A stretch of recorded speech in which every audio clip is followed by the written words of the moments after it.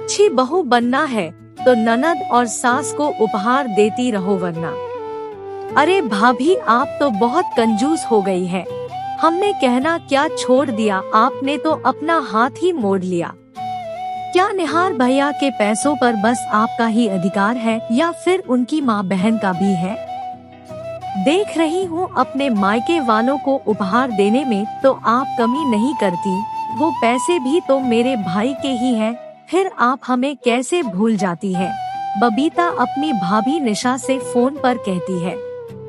निशा हंसते हुए बोली, अब देखिए दीदी, मेरे मायके वाले अगर मुझे होली की शुभकामनाएं देने के लिए फोन करते तो इतने कटु वचन तो कभी नहीं बोलेंगे।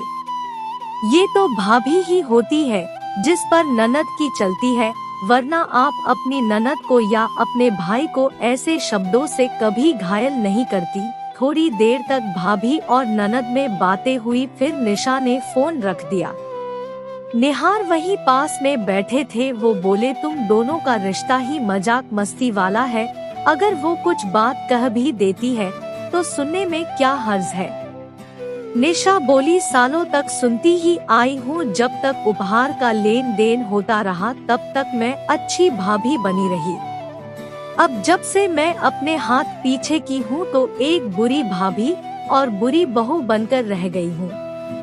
मुझे अब कोई तकलीफ नहीं है और बात यहीं तक खत्म नहीं होगी, देखना थोड़ी देर में मम्मी जी आपकी बहन के शिकायतों का टोकरा लेकर आएंगी, क्योंकि आपकी बहन इतने में नहीं मानेगी। इतना कहते हुए निशा मुस्कुराते हुए रसोई में चली गई।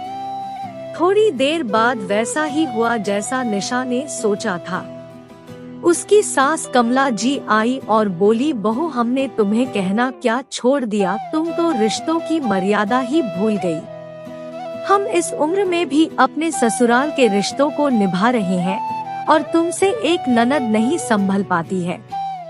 निशा मुस्कुरा कर बोली, मम्मी जी मैंने भी अपने समय में इन रिश्तों को बहुत संभाला और कितने ही कड़वे घूंट पीकर मुस्कुराती रही, शायद आप भूल गई पर मैं नहीं भूली हूँ। हाँ वो बात अलग है कि पहले सब कुछ देखते हुए भी मैं चुप रहती थी और अब जब दर्द होता है तो कह देती हूँ, बस इतना ही फर्क आया है। कमला जी तो मुंह बनाकर चली गई पर निशा वहीं बालकनी में बैठ गई और पुराने ख्यालों में खो गई। निशा को आज भी याद है वो दिन जब वो बहू बनकर उस घर में आई थी। कितना कुछ बदल गया बीते हुए कल और आज में, कोई कह सकता है कि ये वही सास है जो कभी निशा को पलकों पर रखती थी, आज वही उससे खींची खींची रहती है। जब निशा नई बहू थी तो बात ही कुछ और थी। गलत बात पर जब उसे कोई टोकता तो वो कुछ नहीं कहती थी और सही हो या गलत कभी सवाल नहीं करती थी। माँ ने जो कहा था, बेटा वो ससुराल है मायका नहीं कि हर बात तुम्हारी मानी जाएगी, तो सोच समझकर ही बोलना। कुछ महीनों तक तो यूं ही चलता रहा। एक रोज निशा निहार के साथ बाहर से जब वापस आई तो देखा उसकी साड़ियों का बक्सा खुला पड़ा है, उसका मेकअप किट भी बिखरा हुआ है। निहार ने कहा, जाने से पहले ये सब समेट कर जाती, ये क्या हाल बना कर रखा है कमरे का डॉट। वो हैरान थी, उसने कहा, मैं तो सब बंद करके गई थी, ये किसने खोला होगा। तभी कमरे में कमला जी आई और बोली, बहू 2 दिन बाद तुम्हारी ननद की शादी की सालगिरह है। हमने सोचा बाजार से साड़ी कपड़े खरीदना पड़ेगा, तो मैंने तुम्हारे बक्से से साड़ी और कुछ श्रृंगार का सामान निकाला है। इतना बोलकर वो चली गई। निशा निहार की ओर देखी तो वो मुस्कुरा कर बोले, कोई बात नहीं, समेट लो, बिखरा कमरा अच्छा नहीं लगता है। वो हैरान थी कि कैसे कोई बिना पूछे किसी के सामान को हाथ लगा सकता है। उसने खुद को शांत किया और घर के कामों में लग गई। समय बीता। एक रोज निशा की ननद बबीता पति के साथ आई थी तो उसने बड़े प्यार से सबके लिए पनीर की सब्जी बनाई थी। उसके ससुर ने उसकी बहुत तारीफ की, वहीं बैठे उसके नंदोई ने भी अपनी पत्नी से कहा, बबीता तुम भी सीख लो, बहुत मजेदार बनी है। अच्छा खाना खाने के बाद सबको नींद भी अच्छी आती है। तो सब सो गए। शाम में निशा अपनी सास और ननद के साथ बैठकर चाय पी रही थी तो बबीता बोली, भाभी मानती हूँ आपको खाना बनाने आता है, पर दिखावा करने की क्या जरूरत है। निशा हैरानी से देखी तो कमला जी बोली, बहू इसके कहने का ये मतलब है कि तुम दामाद जी को खुश करने के लिए ये भी कह सकती थी कि ये सब्जी बबीता ने बनाई है। अरे एक भाभी अपनी ननद के लिए क्या कुछ नहीं करती है। निशा की शादी को करीब 2 साल हो गए थे। वो बहुत कम किसी बात का जवाब देती थी। आज न जाने क्या हुआ। निशा हंसकर बोली, मम्मी जी बबीता जी के ससुर वहाँ बैठे तो थी नहीं जिनके लिए मैं झूठ बोलती। वहाँ तो सब घर के लोग थे, कोई बाहर का नहीं था। इतनी सी बात पर कमला जी ने कहा, बहू भाभी अपनी ननद के लिए क्या कुछ नहीं करती है। अरे ये कौन सा तुमसे उपहार मांग रही थी, इतना अगर तुम कह देती तो क्या घट जाता। लगता है आजकल तुम्हारे मायके वालों से तुम्हारी बातचीत ज्यादा हो रही है, ये उसी का असर है। निशा समझ गई कि ये बात को बढ़ाएंगी फिर तो बात दूर तलक जाएगी, तो वो बोली, मम्मी जी मैं तो मजाक कर रही थी, आप दोनों तो बुरा मान गई। भाभी से क्या बस उपहार ही लिया दिया जा सकता है, हंसी मजाक नहीं किया जा सकता। और हंसने लगी। दिन महीने और साल गुजरते चले गए। जो निशा पहले दुल्हीन और बहू रानी होती थी अब निशा हो गई थी, क्योंकि जब तक सास और ननद को उपहार मिलते रहते हैं भाभी और बहू सब अच्छी लगती है। जैसे ही अपना हाथ पीछे करो न जाने क्यों रिश्ते बदल जाते हैं। एक रोज निहार दफ्तर से लौटा, पिता बाहर ही बैठे थे। निहार बोला, पापा आपने सुना बगल के मोहल्ले में किसी के घर में चोरी हो गई है। वो बोले, हाँ बेटा मैंने भी सुना है। ऐसा करो बहू को समझा दो कि अपनी अलमारी में हमेशा ताला लगा कर रखें, क्योंकि सब अपने कमरे में रहते हैं तो थोड़ा ध्यान रखना होगा। निहार ने निशा को समझाया दिया। निशा बहुत वक्त से अपने मायके नहीं गई थी तो अपने भतीजे के जन्मदिन पर जब बुलावा आया तो वो एक दिन के लिए निहार के साथ मायके गई थी। अगले दिन दोपहर तक वो लौटकर आई। घर में घुसते ही कमला बोली, क्यों निशा हम क्या चोर हैं जो अलमारी में ताला मार कर गई थी। सब मायके दे आना फिर कहना कि सास और ननद ने चुरा लिया। दोनों पति पत्नी हैरान थे। निहार ने कुछ कहना चाहा तो कमला जी ने उसे चुप करा दिया। निशा बोली, मम्मी जी बुरा मत मानिएगा पर मैंने तो बस अपने सामान को ताला लगाया है। मैं जितना बर्दाश्त करती हूँ आप इतना ही कहती जाती है। और मेरा मायका इतना भी गरीब नहीं कि दी हुई चीजों को वापस ले। और वो अपने कमरे में चली गई। कमला जी बोली, देखा आपने, देखा इसके तेवर। सास ननद को उपहार देने में इसे मिर्ची लगती है और भतीजे के जन्मदिन पर थैला भरकर उपहार ले गई होगी। ससुर बोले, तुम्हें हो क्या गया है। अगर वो चीजों को संभाल कर रखती है तो इसमें क्या बुराई है। कमला जी बोली, आप तो रहने ही दीजिए, आपको उसमें कभी कोई कमी दिखती है। अब तो ये रोज का हो गया था। हर छोटी बड़ी बात पर कमला जी निशा पर निशाना दाग देती थी। जब रोज रोज एक ही बात हो तो लोग उसे अहमियत देना छोड़ देते हैं, तो निशा ने भी बातों को टालना शुरू किया।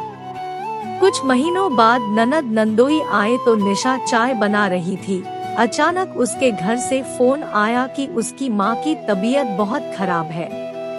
निशा तुरंत निहार को बोली। वो बोले, तुम ऐसा करो, एक बैग में कुछ कपड़े रख लो, मैं तुम्हें छोड़ आता हूँ, पता नहीं कितना समय लगेगा। निशा का मायका पास में ही था। बबीता धीरे से कमला जी से बोली, माँ भाभी मायके जा रही है और तुमसे पूछने की भी जरूरत नहीं हुई, इस घर में आपकी कोई इज्जत है कि नहीं। निशा जल्दी में निकल रही थी तो कमला जी बोली, निशा कहाँ जा रही हो। घर में तुम्हारी ननंद आई है और तुम मायके जा रही हो। वो बोली, मम्मी जी मेरी माँ की तबीयत खराब है।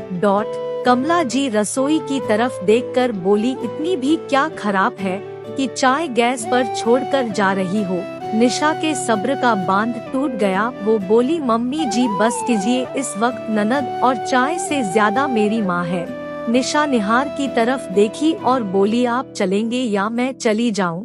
निहार उसके साथ घर से बाहर निकल गया। बाहर ससुर को जब इस बात का पता चला तो वो बोले, बहू इत्मीनान से जाओ और वहाँ रुकना पड़े तो रुक जाना।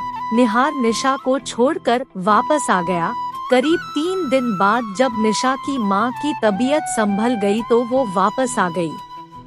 जैसे ही निशान चौखट के अंदर पैर रखा, कमला जी बोली, आ गई बहू रानी, कुछ दिन और रुक जाती, तुम्हारे बिना यहाँ कुछ घट नहीं रहा था। जैसे बोल कर गई थी, मुझे तो लगा वापस ही नहीं आओगी, और ये क्या खाली हाथ आई हो, कोई उपहार नहीं मिला तुम्हारे मायके से? डॉट। निशा मुस्कुराकर बोली, मुझे याद है वो दिन जब इसी दरवाजे पर आपने मेरा एक बहू के रूप में स्वागत किया था। जब तक गलत बात सुनती रही, आपको और आपकी बेटी को अपनी सभी चीजों को उपहार के रूप में देती रही, मैं अच्छी बहू और भाभी थी। आज अपनी माँ के लिए इस चौखट से कदम बाहर क्या निकाली और सही बात क्या बोली, मैं तो बुरी बन गई मम्मी जी। डॉट। और निशा की आंखें भर आई। उसके ससुर आगे बढ़े और बोले, अंदर आओ बहू, ये तुम्हारा घर है। निशा के अंदर जाते ही उसके ससुर कमला जी से बोले, तुम्हारे जैसी सास की वजह से एक अच्छी बहू भी बुरी बन जाती है। बेटी मेहमान होती है जिसे उपहार देकर विदा कर दिया जाता है, और बहू घर की लक्ष्मी है। कल को इसने हमें ठुकरा दिया तो तुम्हारी बेटी भी झांकने नहीं आएगी कि हम किस हाल में हैं, जिसकी जिम्मेदार तुम खुद होगी। निहार जब दफ्तर से लौटकर आया और उसे सारी बात पता चली तो वो कमला जी के पास गया और बोला, माँ, जहाँ तक अलमारी बंद करने की बात थी वो मैंने निशा से कहा था। आप जानती हैं आजकल चोरी कितनी बढ़ती जा रही है। कमला जी बोली, वो सब तो ठीक है, पर वो तुम्हारी बहन के साथ अच्छा व्यवहार नहीं करती है। निहार बोला, एक बात बताइए माँ, ऐसे तो बबीता आए दिन आती है और उपहार लेकर जाती है। जब कभी आपकी तबीयत खराब होती है तब आपकी सेवा करने क्यों नहीं आती है? क्या आपने कभी सोचा है? बेहतर होगा सोच लीजिए, क्योंकि मैं भी निशा को कितने दिन रोक पाऊंगा। इतना कहकर निहार वहाँ से चला गया। समझदार के लिए इशारा ही काफी होता है। तो बेटे की बात सुनकर कमला जी को जैसे सांप सूंघ गया हो। बाद में पति ने समझाया तो शायद उन्हें अपनी गलती का एहसास हुआ, पर कुछ लोग सुधरते तो हैं पर पूरी तरह नहीं। पर बहुत ज्यादा से थोड़ा भी अच्छा ही होता है। धीरे धीरे बबीता का मायके में आना कम हुआ, पर जिन्हें दूसरों के जिंदगी में बिना कड़वाहट घोले चैन नहीं मिलता वो तो बोलने का बहाना ढूंढ ही लेते हैं। कमला जी और बबीता भी कभी ना कभी घुमा फिरा कर निशा को सुना ही देती थी, पर अब ये वो निशा नहीं रही जो बस सुनकर बर्दाश्त कर ले। अब कोई भी त्योहार आने से पहले ही निशा बबीता का उपहार पहले ही उसे भिजवा देती थी, ताकि घर आकर वो माँ के साथ मिलकर कोई खिचड़ी ना पकाए और घर के अच्छे खासे माहौल को खराब ना करे। मित्रों, रिश्तों को क्या सिर्फ उपहार देकर ही संभाला और महसूस किया जा सकता है? ऐसा क्यों होता है जब एक लड़की नई बहू बनकर आती है तो उसे सर माथे पर रखते हैं, और जब वो गलत बात पर सर उठाती है तो उसे दबाने की कोशिश की जाती है। आपको ये कहानी कैसी लगी? अपने अनुभव और विचार कमेंट द्वारा मेरे साथ साझा करें। कहानी को मनोरंजन एवं सीख समझ कर पढ़े और ज्यादा से ज्यादा शेयर करें ताकि लोगों की मानसिकता बदले। कृपया कहानी को अन्यथा ना ले। बहुत बहुत आभार।